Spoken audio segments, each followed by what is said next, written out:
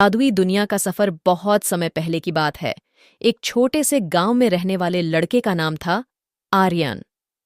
आर्यन का दिल जादू और किस्मत के प्रति बहुत ही शौकीन था।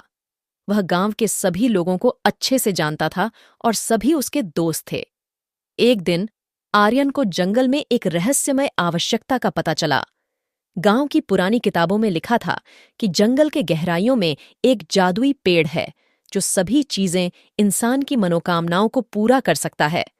उस दिन से आर्यन ने अपने दोस्तों के साथ मिलकर यह सोचा कि वे मिलकर जंगल में एक जादुई पेड़ की खोज में निकलेंगे। रास्ते में वे एक बुद्धिमान जादूगर से मिले जिसने उन्हें एक चमत्कारी आंखें दीं। जादूगर ने कहा, तुम्हें जादुई पेड़ को ढूंढने के लिए सही मार्ग दिखाऊं, पर हर सवाल का सही उत्तर देना होगा, वरना तुम जंगल में खो जाओगे। आर्यन और उसके दोस्तों ने हंसते हुए कहा, हम हर सवाल का सही उत्तर देंगे।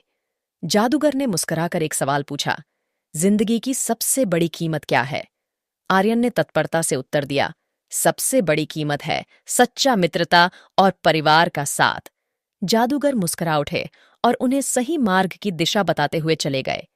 वे एक विशाल झील के पास पहुंचे जहां एक सुंदर सा पुल हमेशा के लिए सिर झुकाता रहता था।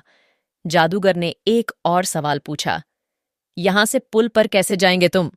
आर्यन ने ध्यानपूर्वक सोचा और उत्तर दिया, हम एक दूसरे के साथ मिलकर पुल पार करेंगे और सहायता करेंगे। जादूगर ने फिर से मुस्कुराया और उन्हें आगे की योजना बताते हुए बोले, तुम्हें अब एक मानव भाषा का सीधा सवाल है, जादुई पेड़ किसके पास है? आर्यन ने खुशी से बताया, जादुई पेड़ उस बूटे के नीचे है जो सबसे पिछला है। जादूगर ने मुस्कुराते हुए कहा, तुमने सभी सवालों का सही उत्तर दिया है, अब जाओ और जादुई पेड़ की खोज में निकलो। जंगल में बढ़ते हुए आर्यन और उसके दोस्तों ने वह बूटा ढूंढा जो सबसे पिछला था। वहां एक आलसी जादूगर बूटे के पास बैठा था।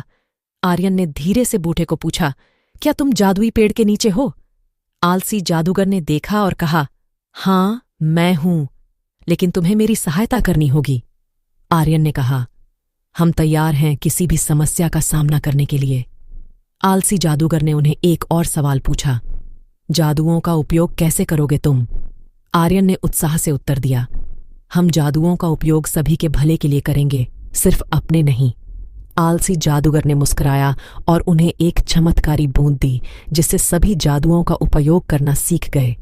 वे सभी अब गांव वापस लौटे और जादुई बूंद का उपयोग करके गांव वालों की समस्याओं का समाधान करने लगे।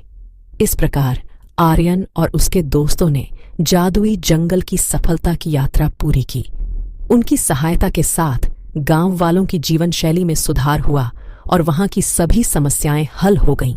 इस कहानी से हमें यह सीखने को मिलता है कि सही समय पर सही कार्य करना चाहिए।